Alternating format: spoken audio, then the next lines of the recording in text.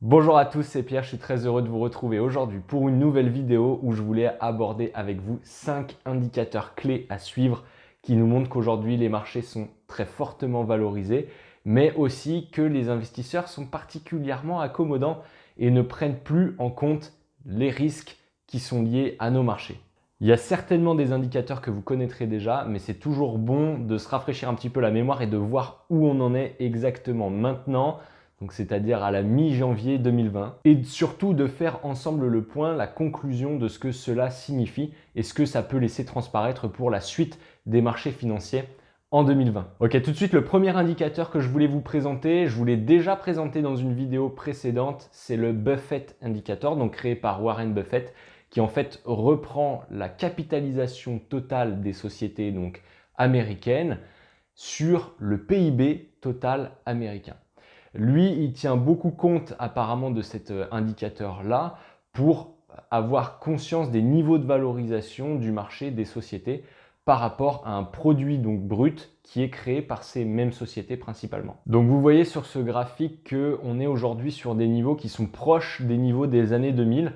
On est même supérieur au niveau que l'on connaissait en 2007-2008. Ce ne sera d'ailleurs pas le seul indicateur que l'on va voir tout de suite qui a des similitudes en fait avec le niveau des années 2000 en termes de valorisation, aussi en termes d'accommodance de la part des investisseurs. Je passe tout de suite à l'indicateur numéro 2 qui est là un petit peu plus complexe mais je suis sûr que vous connaissez, c'est le VIX.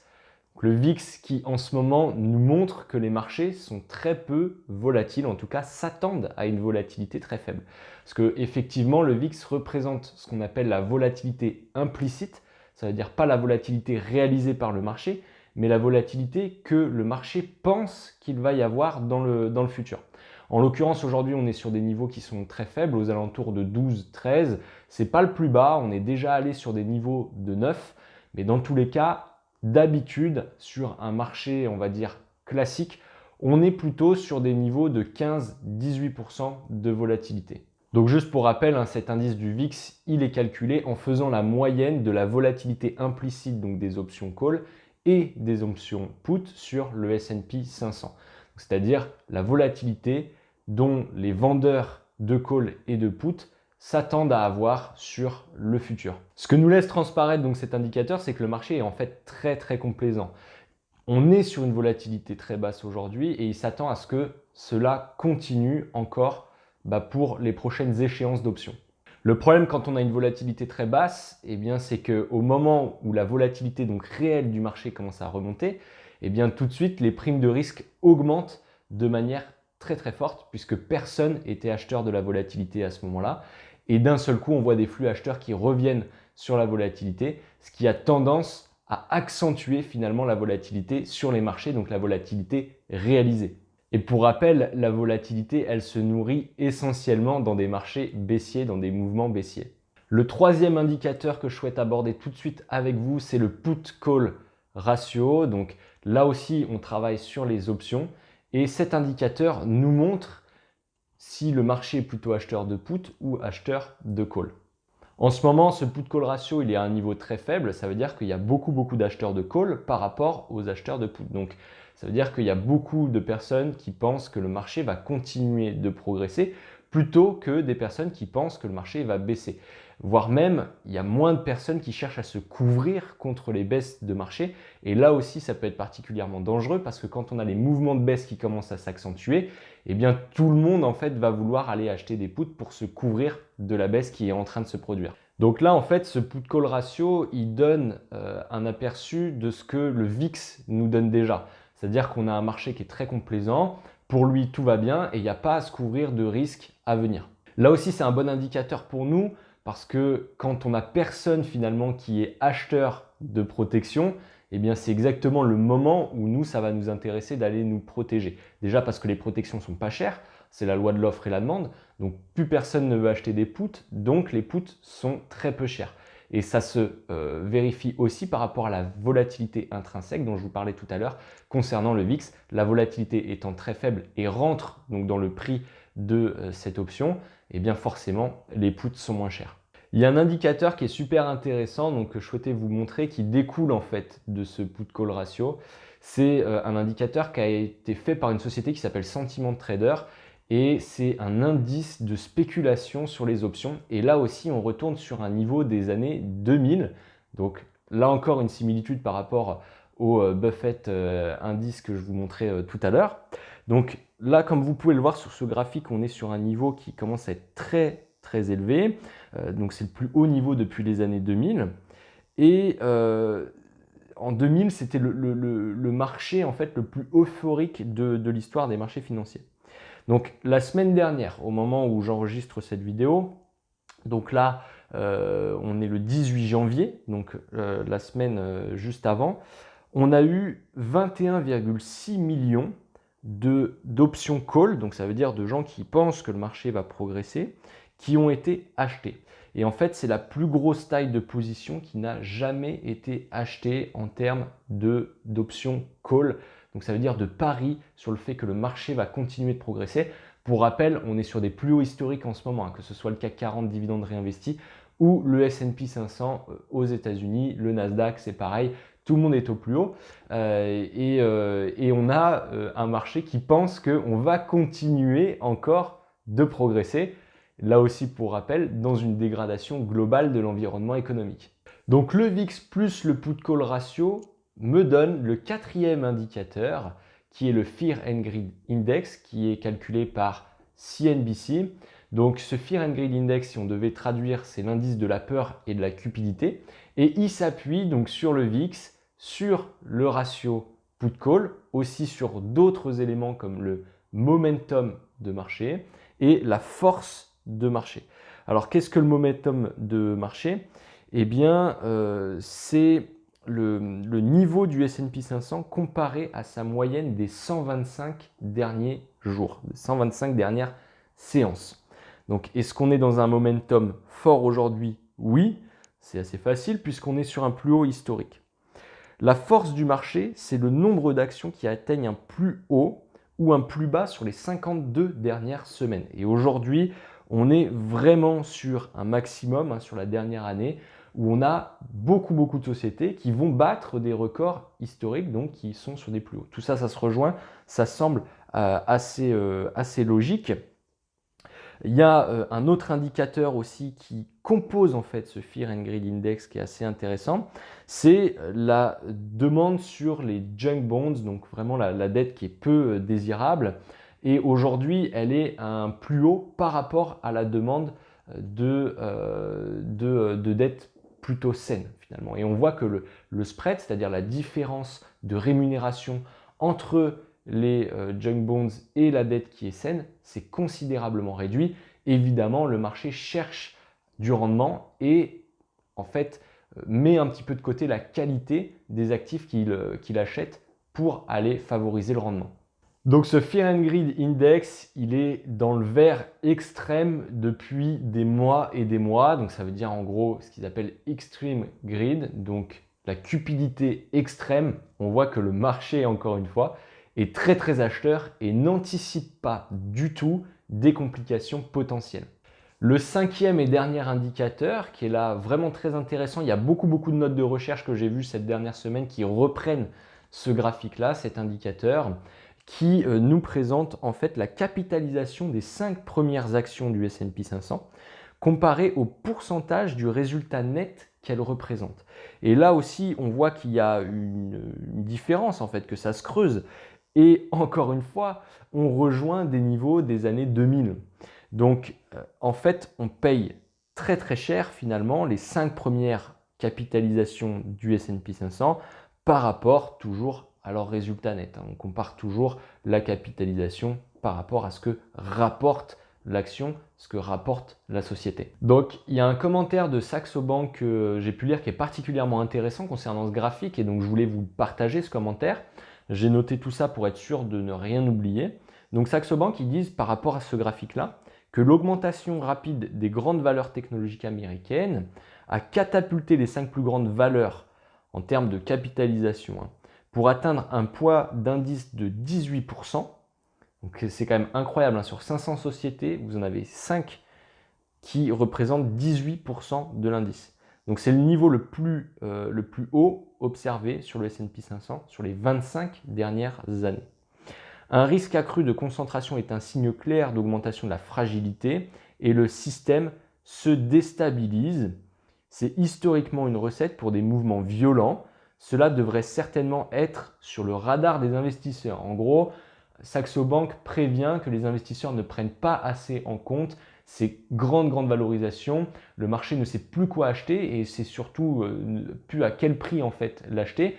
Et il achète donc la croissance des valeurs technologiques américaines sur des ratios, sur des bases qui sont extrêmement élevées. Et ça représente un grand risque de volatilité à venir, évidemment, puisque les prises de bénéfices des investisseurs sont historiquement très violentes. Je continue concernant le commentaire de Saxo Bank. Donc, les 2 premières semaines de l'année 2020 ont vu une accélération considérable en termes de valorisation des actions technologiques, le secteur surpassant de loin tous les autres secteurs. Comme ils en ont parlé donc, dans une émission, ils assistent en fait à un resserrement par rapport à la société Tesla et d'autres actions qui sont historiquement assez fortement short. En fait, c'est des investisseurs qui vont parier finalement contre l'action et donc les vendre à découvert sans les posséder, qui vont les vendre sur le marché. Tesla a été une société qui a été particulièrement vendue à découvert par les investisseurs parce que le business model, voilà, on y adhère ou on n'y adhère pas, mais c'est une société qui perd de l'argent, qui est très fortement valorisée, Tesla, et donc il y a beaucoup d'investisseurs qui se disent que c'est pas tenable et que en gros la société elle va aller à la cave et la capitalisation boursière de la société également. Sauf que en fait on a ce qu'on appelle un short squeeze sur ces valeurs-là. En tout cas c'est ce que Saxo Bank pense, c'est-à-dire que les vendeurs à découvert, face à la pression des acheteurs qui ne savent plus quoi acheter et qui vont balancer en fait leur liquidité sur ce type de société-là, qui sont sur des trends haussiers qui sont assez à la mode, eh bien tous les vendeurs à découvert ne peuvent plus tenir et donc rachètent leurs positions, ce qui en soi renforce donc les positions acheteuses de ces sociétés-là. Et donc là, on a vraiment un cercle vicieux, on a un effet boule de neige où tous les vendeurs se mettent à racheter les sociétés, à racheter les actions, pardon, et donc on a le niveau de la valorisation qui augmente de manière très sensible. Donc je continue, dans les échelons supérieurs du marché, l'indice FANG Plus accélère à un rythme sans précédent, montrant des signes clairs de comportement qui sont très spéculatifs. Il limite le mouvement menant à l'explosion de la volatilité. Le mouvement menant à l'explosion de la volatilité en février 2018. Donc, exactement comme on a eu le cas en février 2018, où on a eu un marché extrêmement accommodant, pour eux, on est en train de prendre le même chemin.